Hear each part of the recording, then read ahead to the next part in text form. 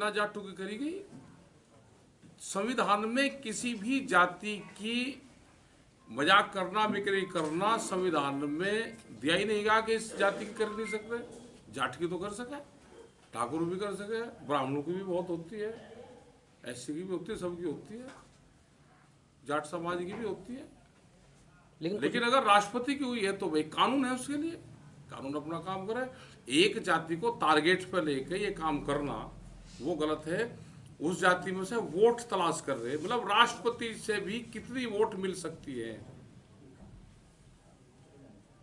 संविधान में तो सबकी कर सकते हैं ना, सरदारों की करते हैं कि भाई 12 बज गए, तो सबकी करते हैं, ब्राह्मणों की भी करते हैं, ठाकुरों की भी करते हैं, तो सबकी करते हैं। ऐसे जाट समाज की भी करनी होगी।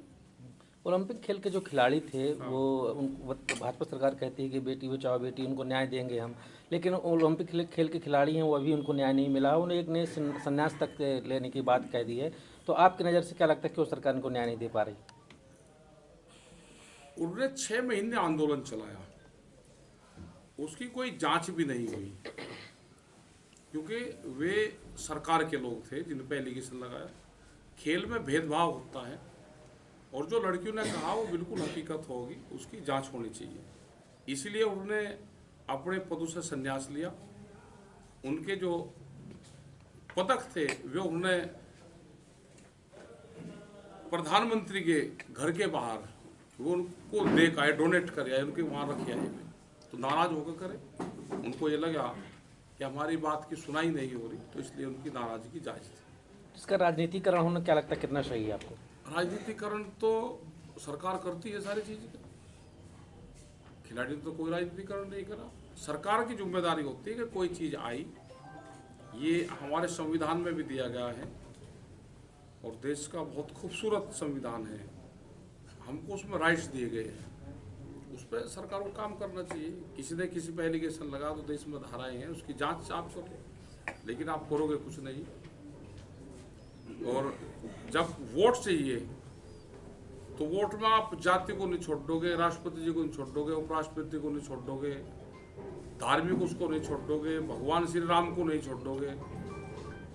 तो एक अभियान ही चला लो। अगर भगवान श्री राम का योजना चल रही तो देश में कर्जा मुक्त किसान और नशा मुक्त भगवान श्री राम, उसके जो कॉरिडोर बन रहे हैं जहां जहां, तुम क्षेत्रों को नशा मुक्त कर दो।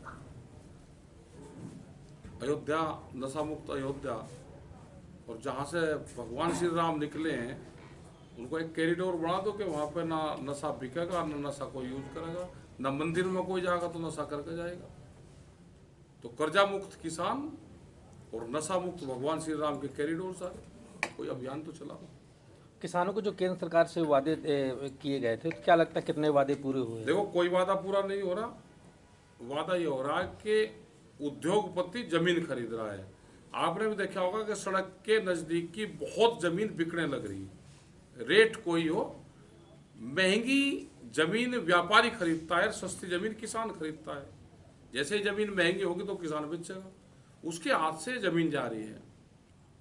और सरकारों का ये है कि जो सरकार को चलाते हैं, जो संगठन सरकार को चला रहे हैं, जो व्यापारी लोग सरकार को चला रहे हैं, बड़े उद्योगपति, उनका है कि किसान से जमीन वापसी आनी चाहिए, क्योंकि जमीन तो राजा महाराजाओं की उनकी थी, जमीन तो रजवाड़ों की थी, कि ये वापसी आए, फिर जमींदारों के पास में जमीन वापसी आए।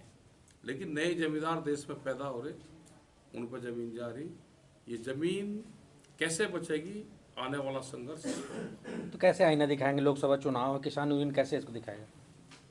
हम क्या चुनाव लड़ रहे हैं? ये देश आंदोलन से बचेगा, चुनाव से बचेगा ही नहीं। बहुत सी पार्टियां टूट जाएगी, खंड खंड हो जाएगी।